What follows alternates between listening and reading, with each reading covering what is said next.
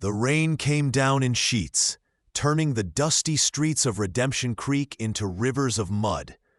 Sarah Bennett stood under the Mercantile's awning, her thin shawl doing nothing against the October cold. Her fingers trembled as she clutched the gold locket, the last thing her mother had given her before the fever took her. Inside the store, the merchant had laughed when she'd offered it for a loaf of bread and a blanket. That trinket?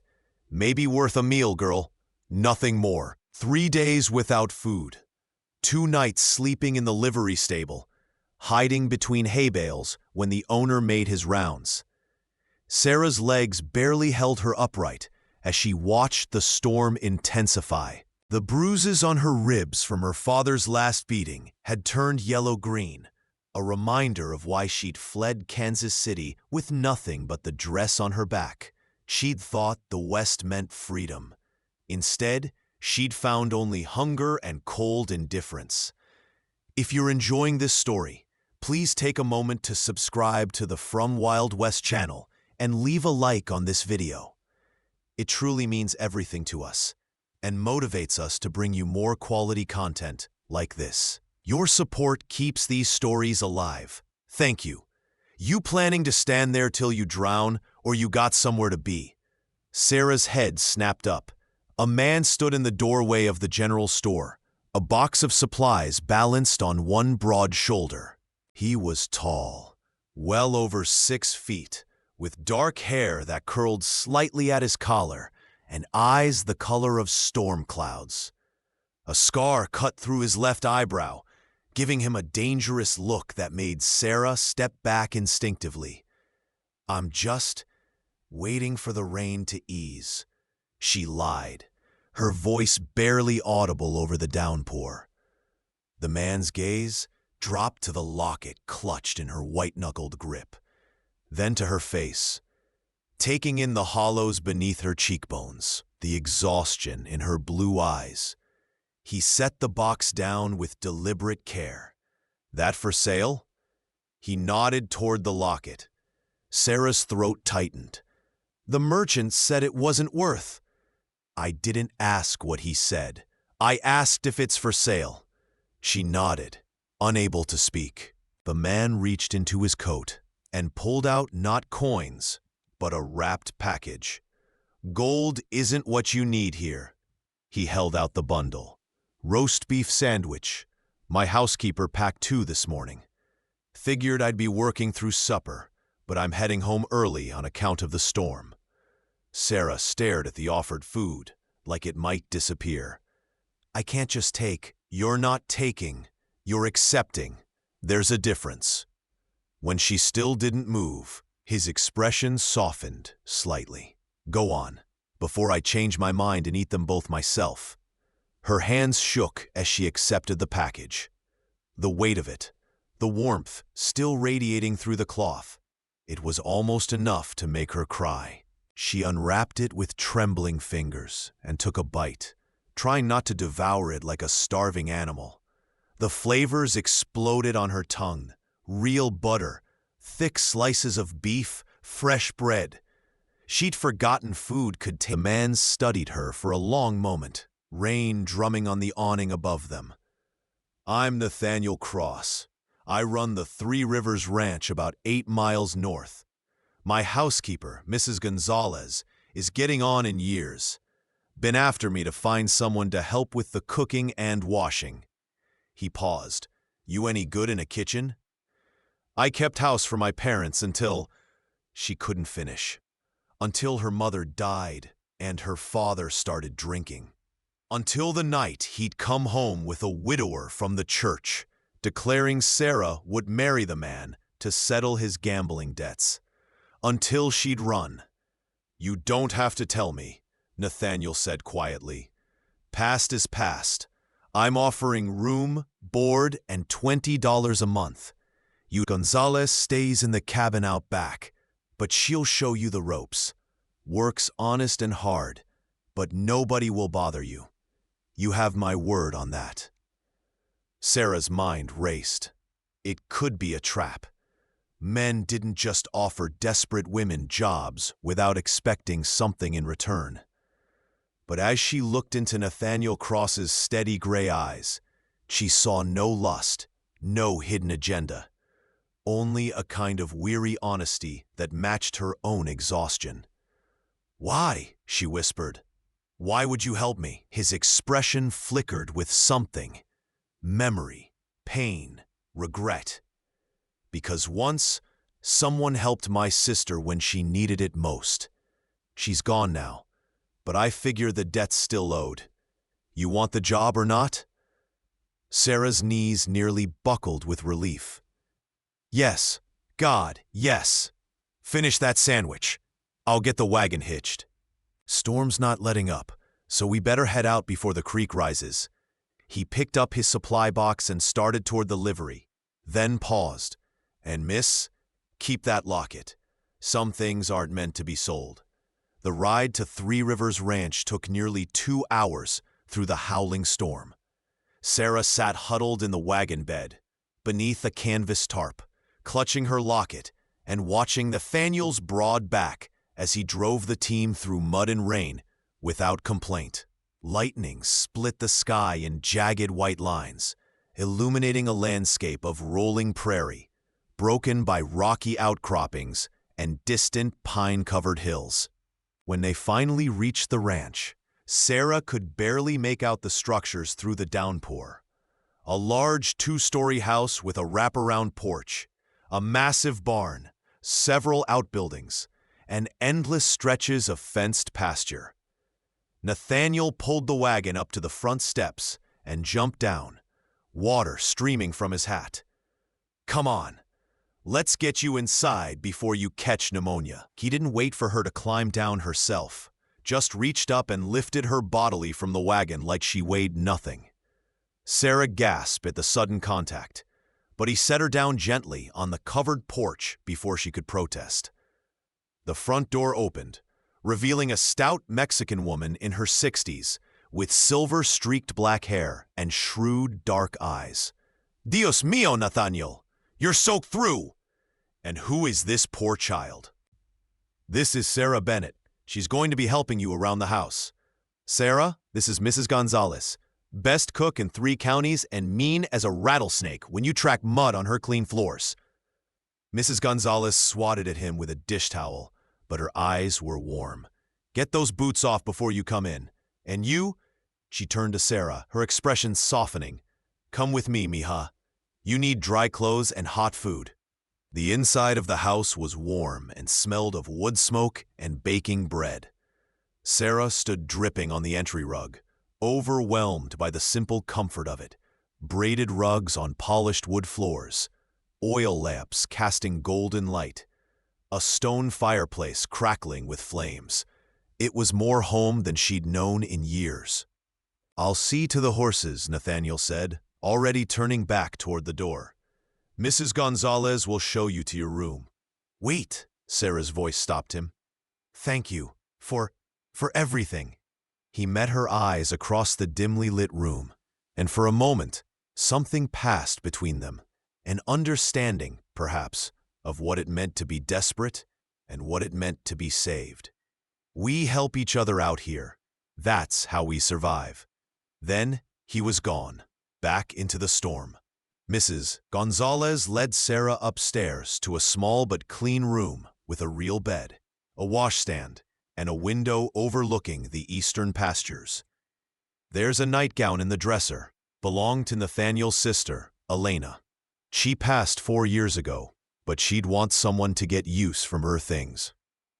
The older woman's eyes were kind but knowing. "You rest tonight. We'll talk about your duties in the morning. And Sarah, whatever you're running from, it won't find you here. Nathaniel doesn't allow trouble on his land." After Mrs. Gonzalez left, Sarah stripped off her wet clothes and put on the soft cotton nightgown. It fit well enough. Elena must have been small-framed too. She lay down on the bed, and for the first time in weeks, felt safe enough to truly sleep. But sleep didn't come easily. The storm raged outside, wind howling around the eaves and rain lashing the windows. And somewhere below, she could hear Nathaniel moving through the house, the creak of floorboards, the sound of the fire being stoked. She thought about his hands lifting her from the wagon, strong and sure. About the way he'd looked at her locket and understood without being told what it meant to have nothing left to sell but memories. Sarah woke to sunlight streaming through the window and the smell of coffee and bacon. She dressed quickly in one of Elena's simple calico dresses that Mrs. Gonzalez had left folded on the chair, then hurried downstairs. The kitchen was enormous, with a cast-iron stove, a long work table, and shelves lined with preserves and dry goods. Mrs. Gonzalez stood at the stove, and Nathaniel sat at the table with a cup of coffee, reading what looked like a letter. He glanced up when Sarah entered. "Morning. You look better with some sleep in you." Sarah felt heat rise to her cheeks. "I'm sorry I slept so late. I should have been up to help with breakfast." "First day doesn't count," Mrs. Gonzalez said firmly. "But tomorrow we rise at 5. There's much to do on a ranch. Come, sit, eat." Over breakfast, eggs, bacon, fresh biscuits with butter and jam, Mrs. Gonzalez outlined Sarah's duties: cooking, cleaning, washing, mending, tending the kitchen garden, preserving vegetables, making soap and candles. It was hard work, but honest work, and Sarah found herself eager to begin. Nathaniel finished his coffee and stood. "I'll be out with the herd today. We're moving them to the south pasture before the first real snow hits. Probably won't be back till after dark." He paused at the door, his gray eyes settling on Sarah. "You need anything? Mrs. Gonzalez knows where to find me. And Sarah, welcome to Three Rivers." The days fell into a rhythm. Sarah rose before dawn to help Mrs. Gonzalez prepare breakfast for the ranch hands, then spent her mornings cleaning and baking. Afternoons were for laundry, mending, or working in the garden. The work was exhausting, but satisfying in a way her old life had never been. Here, her efforts mattered. The bread she baked fed hungry men. The shirts she mended kept them warm. She was useful, not just an unwanted burden. Nathaniel was often gone from sunup to sundown, working the ranch with his small crew of cowboys. But Sarah found herself increasingly aware of his presence, the sound of his boots on the porch, his low voice talking to the horses, the way he always wiped his feet before entering Mrs. Gonzalez's kitchen. He was unfailingly polite, always thanking her for meals, asking if she needed anything, treating her with a respect she'd rarely known from men. But he also kept his distance, never lingered in conversation, never let his eyes rest on her too long. It was as if he'd drawn an invisible line between them, and Sarah couldn't decide if she was grateful or disappointed. 2 weeks after her arrival, Sarah was in the kitchen making pie crusts when she heard raised voices from the yard. She moved to the window and saw Nathaniel arguing with a man she didn't recognize, a heavy-set fellow in expensive clothes, with a gold watch chain stretched across his vest. "I told you before, Blackwood, Three Rivers isn't for sale." "Everything's for sale, Cross. It's just a matter of price." The man, Blackwood, smiled, but there was no warmth in it. This ranch sits on the best water source for 50 miles. You're a smart man. You know what that means when the railroad comes through. Means I'll have water for my cattle, and you won't." Nathaniel's voice was flat. "Now get off my land." Blackwood's smile faded. "You're making a mistake. Men who stand in the way of progress tend to have accidents." He glanced toward the house, and his eyes found Sarah in the window. His expression shifted to something calculating. New housekeeper? Pretty little thing. Be a shame if something happened to her, because you were too stubborn to see reason. Sarah couldn't hear Nathaniel's response, but she saw his hand drop to the gun at his hip. Blackwood paled, mounted his horse quickly, and rode off toward town.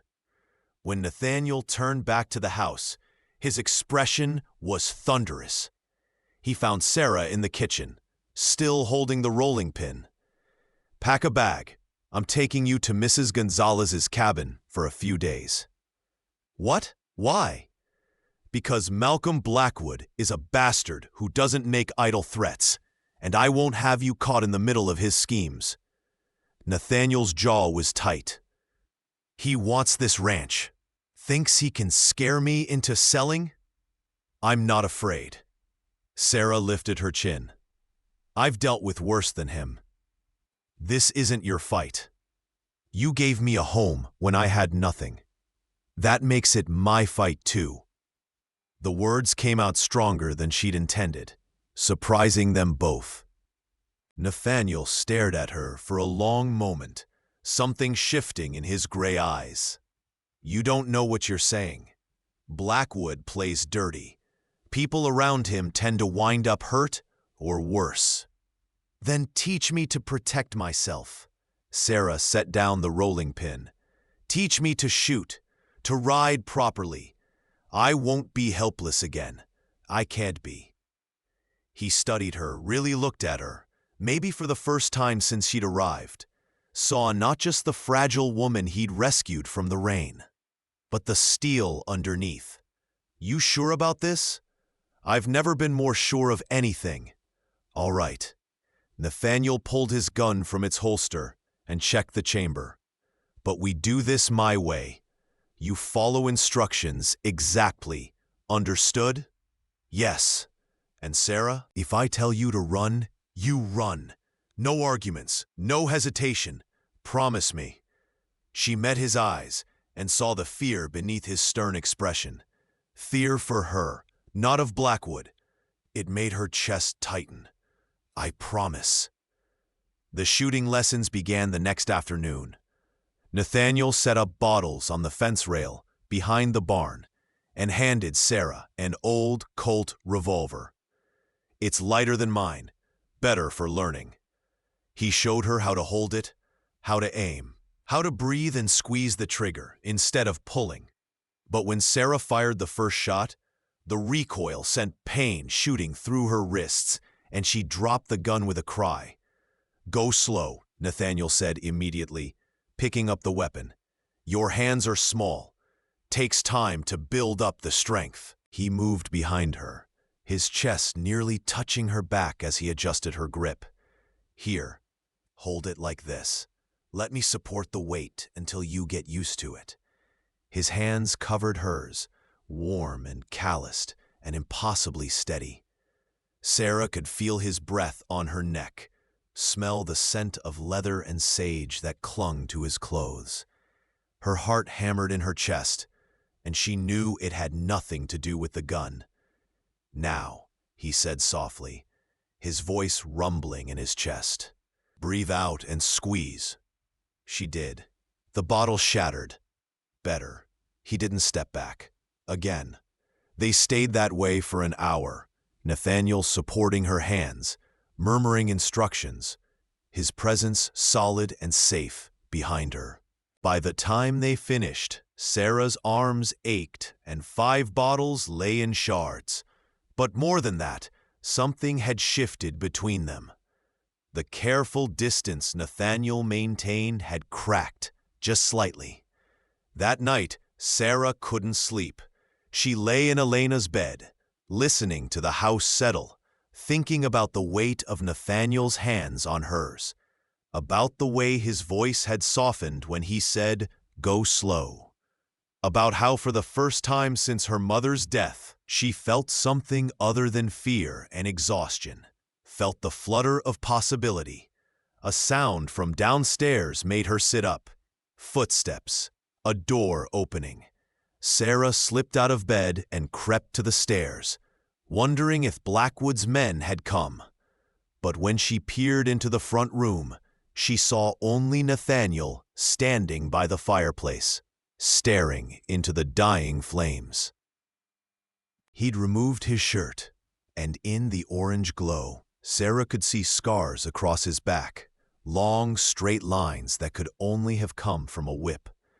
Her breath caught. "Can't sleep either?" Nathaniel's voice was quiet. He hadn't turned around, but somehow he'd known she was there. Sarah descended the stairs slowly. "I heard you moving around.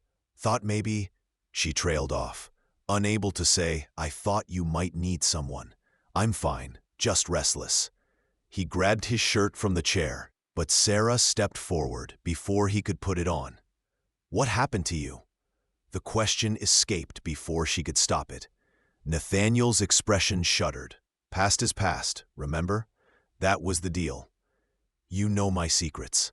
The bruises I had when I arrived, you saw them and didn't ask, but you knew." Sarah's voice was gentle. "You don't have to tell me, but you don't have to pretend you're not hurting either." For a long moment, Nathaniel said nothing. Then, "I was a soldier, fought for the Union, got captured at Shiloh, and spent 18 months in Andersonville." The words came out flat, carefully emotionless. "The guards there, they weren't kind to prisoners who talked back. After the war, I came west, bought this land with my pay, built this ranch. Thought I could leave it all behind. But you can't." Sarah understood that truth in her bones. The scars stay, even when the wounds heal. "Yeah." He finally looked at her, and the raw honesty in his gray eyes stole her breath. "Elena used to say, I built this place so far from everything because I was hiding. Maybe she was right. But then you showed up, with your own scars, your own reasons to hide. And I thought—" He stopped, shook his head. "Doesn't matter what I thought. Tell me." Sarah moved closer, drawn by the vulnerability in his voice. "Please. I thought maybe we could hide together. Maybe that wouldn't be so lonely." The admission seemed to cost him. "But you deserve better than a broken man on a remote ranch. You deserve someone who isn't haunted. Someone who— You're not broken." Sarah's hand found his. Tentative, testing. "You're surviving. That's different." Nathaniel's fingers closed around hers, and Sarah felt the tremor run through him. "You don't know what you're saying." "Yes, I do." She squeezed his hand. "I know exactly what I'm saying." They stood like that, hands clasped in the firelight, the house quiet around them. Outside, an owl called. The wind whispered through the eaves, and something unspoken but profound passed between them. Recognition, understanding, the beginning of something that might eventually become trust. "Go back to bed, Sarah." Nathaniel's voice was rough. "Before I do something we'll both regret." "What if I wouldn't regret it?" "You don't mean that." "Don't tell me what I mean." Sarah stepped closer, close enough to feel the heat radiating from his bare chest. "I'm tired of men telling me what I feel, what I want, what I should do. You asked me to promise I'd run if you told me to, but I never promised I'd run from you." Nathaniel's free hand came up to cup her face, his thumb brushing her cheekbone with aching gentleness. "I'll die before I hurt you. I know." And she did know. This man who had given her food when she was starving, shelter when she was lost, respect when she'd been treated as property. He would cut off his own hand before raising it against her. He leaned down slowly, giving her every chance to pull away. When his lips met hers, it was soft, questioning, careful. Sarah's eyes fluttered closed, and she kissed him back with all the loneliness and longing she'd been holding inside. Nathaniel made a low sound in his throat and pulled her closer. one arm wrapping around her waist, while his other hand tangled in her hair. The kiss deepened, grew urgent. Sarah's hands explored the planes of his chest, feeling muscle and old scars and the rapid thunder of his heartbeat. Nathaniel's control was fracturing. She could feel it in the way his breath came faster, the way his hands tightened on her. Then he pulled back abruptly, breathing hard. "Damn it, we can't. You work for me. That makes this wrong." "Then I quit." Sarah's voice was steady. "Sarah, I quit, effective immediately." She met his eyes without flinching. "Now I'm just a woman, standing in your house, kissing you because I want to.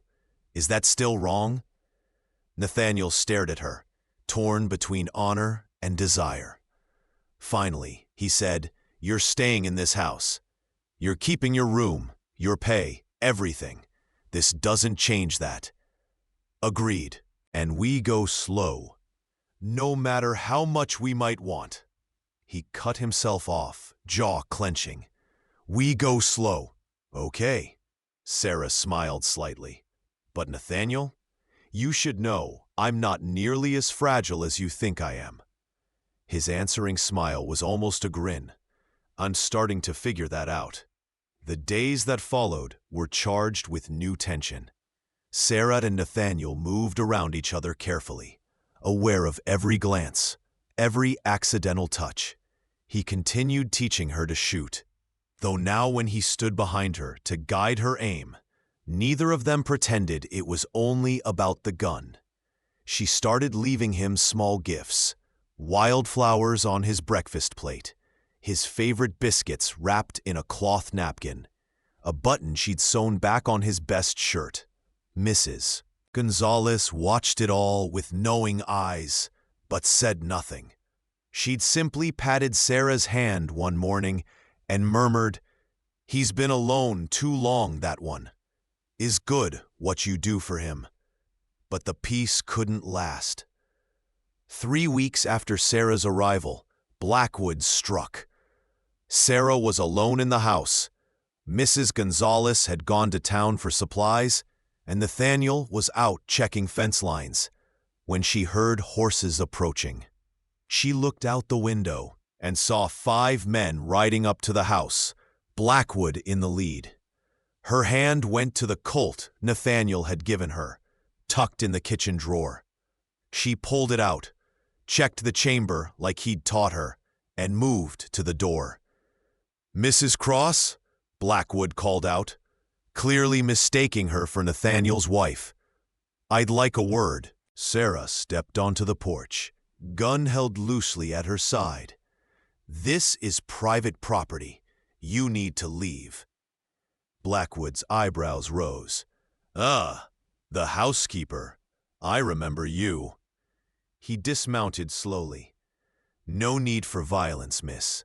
I just want to leave a message for your employer." "Then leave it and go." "The message is this. Nathaniel Cross has 1 week to accept my offer.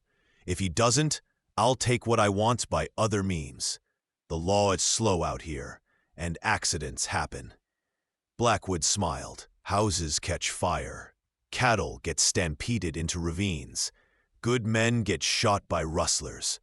It would be a terrible shame if something happened to this pretty ranch. Get off this land."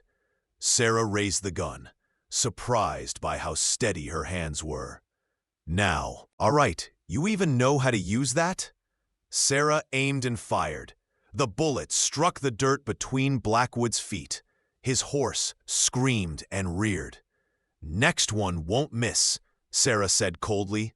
"Leave, and tell your men if they come back here, I'll shoot first and ask questions never." Blackwood's face went red with fury, but he remounted and wheeled his horse around. "You'll regret this, girl. Both of you will." They galloped away in a cloud of dust. Sarah stood on the porch, heart pounding, gun still raised, until they disappeared from view. Then her legs gave out, and she sat down hard on the steps. That's where Nathaniel found her 20 minutes later, galloping up to the house like the devil was chasing him. He vaulted from his horse and took the porch steps 2 at a time. Mrs. Gonzalez saw Blackwood's men heading this direction. "Are you hurt? Did they—" He broke off when he saw the gun in her hand. "Sarah, what happened?" "I sent them away." Her voice shook slightly. "Blackwood came to threaten you, said you had a week to sell. I shot at him. Not to hit him, just to scare him off." Nathaniel knelt in front of her, his hands framing her face. "You could have been killed if he'd been armed, if his men had returned fire. But they didn't, and I wasn't." Sarah looked up at him. "I told you I wouldn't be helpless again. I meant it." Something fierce and proud flashed in Nathaniel's eyes. "You're incredible. Terrifying, but incredible." Then he kissed her hard, pouring relief and fear and admiration into it. When they broke apart, both breathing fast, Nathaniel rested his forehead against hers. "I need to ride into town. File a complaint with the marshal, though I doubt it'll do much good. Blackwood owns half the officials in 3 counties. Then what do? We prepare. I'll call in some favors. Get extra men out here. We'll take watches at night. Lock everything down tight." His hands moved to her shoulders. "And you stay close to the house. Don't go anywhere alone. Please." "Together," Sarah said. It wasn't a question. "Together," Nathaniel agreed. The week that followed was tense. Nathaniel hired 4 additional ranch hands, men he'd fought beside during the war. They took shifts patrolling the property, checking for signs of trouble. Sarah helped Mrs. Gonzalez stockpile supplies and learn to reload rifles quickly. The ranch became a fortress, but Blackwood didn't attack. The deadline came and went with no word from him. Nathaniel grew more suspicious, not less. "He's planning something," Nathaniel said one night at dinner. "This isn't like him. He doesn't just back down." He was right. The attack came 3 nights later, under cover of darkness. Sarah woke to the smell of smoke and the sound of shouting. She ran to the window and saw flames rising from the barn, orange and red tongues licking at the night sky. She threw on her dress and boots and ran downstairs. Nathaniel was already in the yard with his men, organizing a bucket line from the well. "Stay in the house," he shouted when he saw her. But Sarah ignored him. She grabbed buckets and joined the line, passing water hand over hand toward the fire. The heat was enormous, the smoke choking. Around them, horses screamed in terror as ranch hands led them from the burning structure. Then Sarah heard it, a sound that turned her blood to ice. A child's cry. "The stable boy." Mrs. Gonzalez grabbed Sarah's arm. "Miguel, he sleeps in the loft." Sarah didn't think. She dropped her bucket and ran toward the barn. Behind her, Nathaniel shouted her name, but she was already inside, climbing the ladder to the loft through blinding smoke. She found Miguel huddled in the corner, coughing violently, too frightened to move. Sarah wrapped him in her shawl and half-carried, half-dragged him to the ladder. The fire was spreading fast, flames crawling up the walls. The heat was unbearable. "Come on, sweetheart," she said, coughing. "We're going down now. Hold on to me tight." She made it down 3 rungs before the ladder cracked beneath their weight. Sarah felt herself falling, the boy clutched to her chest. Twisted midair, taking the impact on her back and shoulder. Pain exploded through her as she hit the ground, but she kept Miguel safe. Strong hands pulled them both outside. Nathaniel's face appeared through the smoke, wild with fear. "Are you insane? You could have died!" Sarah couldn't answer. She was coughing too hard, her lungs burning. Miguel was crying, and someone took him from her arms. Then Nathaniel was lifting her, carrying her away from the fire, toward the house. He set her down on the porch, and his hands moved over her frantically, checking for injuries. "Your shoulder. It's dislocated. Damn it, Sarah. What were you thinking?" "Child," she managed between coughs. "Couldn't leave." I know," his voice broke. "But if I'd lost you—" He couldn't finish. Just pulled her against his chest, careful of her injured shoulder, and held her like she might disappear. The barn burned to the ground. The bucket line kept the fire from spreading to other buildings. And you're lucky it wasn't worse. That fall could have broken your neck. Marshal Daniels showed up an hour later, took one look at the burned barn, and shook his head. "Blackwood? Who else?" Nathaniel's voice was hard. "This is arson, Sam. You going to do something about it? You got proof? Witnesses? Anyone see Blackwood or his men anywhere near here tonight? You know damn well he's behind this." The marshal sighed. "Knowing and proving are different things, Nate. Look, I'll ride out to Blackwood's place tomorrow. Ask some questions. But without evidence—" He shrugged helplessly. After the marshal left, Nathaniel came to Sarah's room.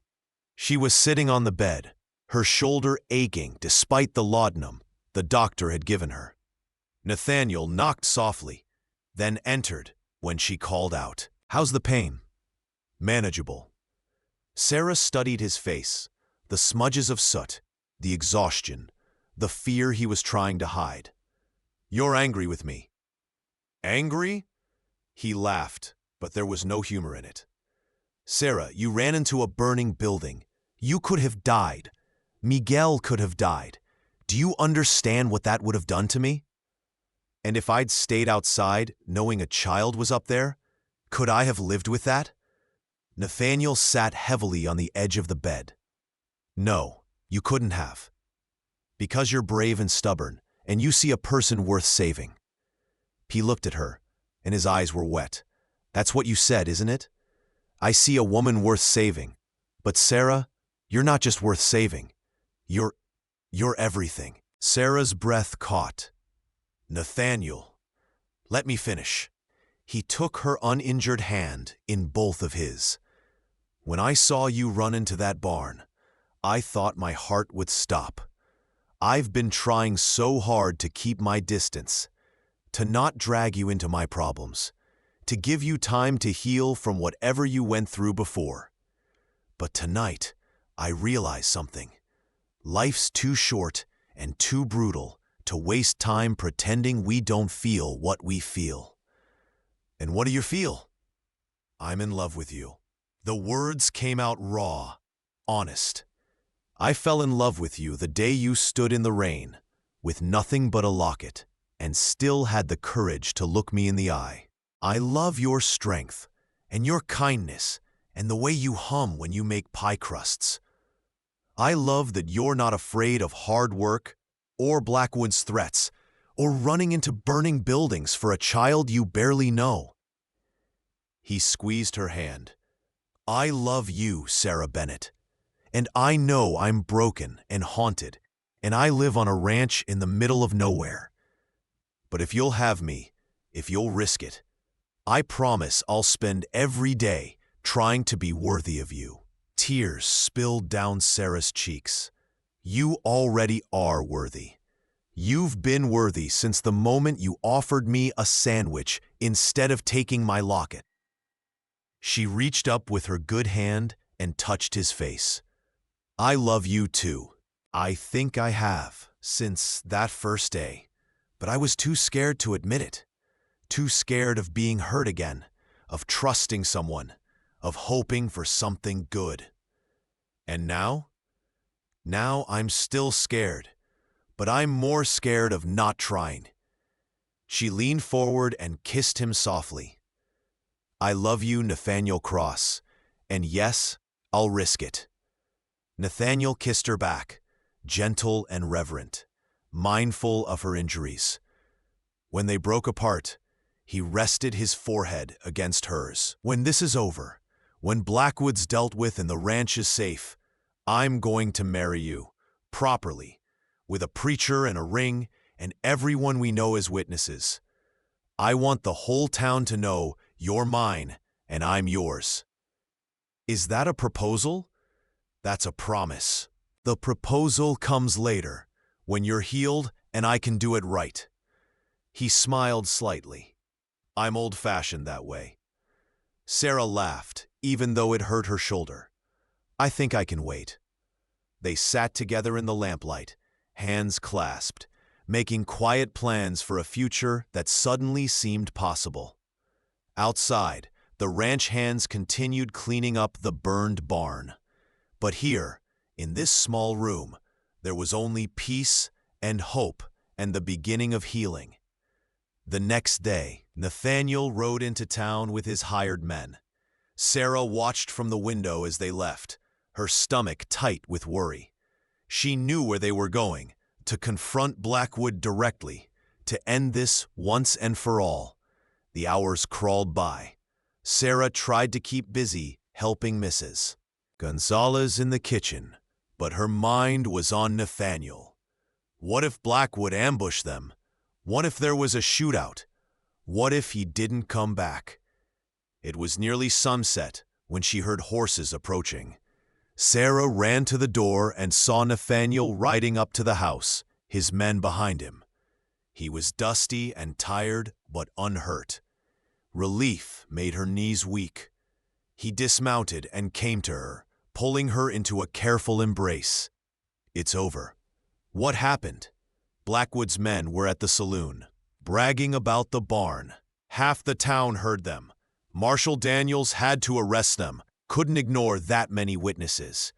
Blackwood tried to buy his way out, but the judge wouldn't have it. He's facing arson charges, and his men are testifying against him to save their own skins. Nathaniel's smile was grim. He'll be in prison for years. The railroad deal fell through without his backing. He's ruined. Sarah sagged against him. Then we're safe? We're safe. He kissed the top of her head. It's finally over. That night, Nathaniel made good on his promise. He walked Sarah out to the porch as the sun set, painting the western sky in shades of gold and crimson. He knelt on one knee and pulled a simple gold band from his pocket. I know I said I'd wait until you were healed to do this proper, but I can't wait another day. Sarah Bennett, you are the strongest, bravest, most beautiful woman I've ever known. You saved my life, not by pulling me from a fire, but by showing me what it means to live again. Will you marry me? Will you be my wife and my partner and the person I come home to every night for the rest of my life? Sarah was crying again, but this time they were happy tears. Yes, God, yes. Nathaniel slipped the ring onto her finger. It fit perfectly, and stood to kiss her. The ranch hands, who had been watching from the bunkhouse, cheered and whistled. Mrs. Gonzalez came out wiping her eyes with her apron, muttering prayers in Spanish. How soon? Sarah asked when they broke apart. How soon can you plan a wedding? I don't need plans. I just need you and a preacher. Nathaniel grinned. Then we'll ride into town tomorrow and find one. I'm done waiting. They were married 3 days later in the small church in Redemption Creek. Sarah wore a simple white dress that Mrs. Gonzalez had made, with wildflowers in her hair. Nathaniel wore his best suit and couldn't stop smiling. The church was packed with ranch hands, townspeople, and everyone who'd help fight the fire. When the preacher asked if anyone objected, silence filled the church. When he pronounced them husband and wife, Nathaniel kissed Sarah like she was oxygen, and he'd been drowning. The reception was held at the ranch. with tables set up in the yard and food enough to feed half the county. Miguel, the stable boy Sarah had saved, presented them with a hand-carved wooden box. "For your memories," he said shyly. As the sun set and the party continued around them, Nathaniel pulled Sarah aside. They walked to the ridge overlooking the ranch, the house, the rebuilt barn, the pastures stretching endlessly toward the horizon. "Tell me what you're thinking," Nathaniel said, his arm around her waist. Sarah looked out at the land that was now hers too, no longer just a refuge, but a home. "I'm thinking about how different my life would be if I hadn't been standing in that rain. If you hadn't stopped to offer me a sandwich instead of taking my locket." "You're not property," he said softly, echoing words he'd said months ago. "You're a person, my partner, my wife." "Together," Sarah whispered.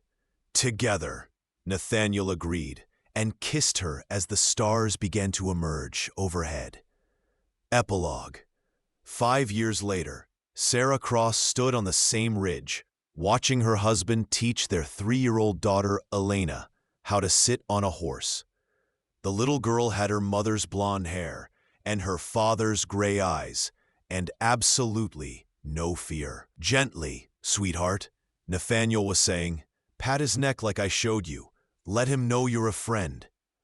Sarah smiled, one hand on her swollen belly, another baby due in 3 months.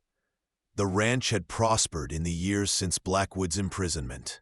They'd expanded the herd, built a new barn twice the size of the old one, and taken on more ranch hands. Mrs. Gonzalez had retired to a comfortable cottage in town, though she visited often to spoil little Elena. Sarah had learned to ride like a cowboy, shoot like a gunfighter, and run a ranch like she'd been born to it. But more than that, she'd learned to trust, to believe that good things could last, that love didn't always come with conditions. That home was something you built with your own hands, alongside someone who valued you. Nathaniel caught her eye and grinned, and Sarah's heart still fluttered the way it had that first day. She touched the locket that hung around her neck, the one she'd nearly sold for a loaf of bread. Inside were 2 photographs now, one of her mother and one of Nathaniel on their wedding day. Some things were worth more than gold. Some things were priceless. As the sun set over 3 Rivers Ranch, Sarah walked down to join her husband and daughter. Nathaniel reached for her hand, and together they headed home. Thank you so much for listening to this story. I'd love to know where you're enjoying this tale from. Are you listening at home, during your commute, or perhaps while working? Please subscribe to the From Wild West channel and share your thoughts in the comments below. What did you think of Sarah and Nathaniel's journey? Your feedback means the world to us.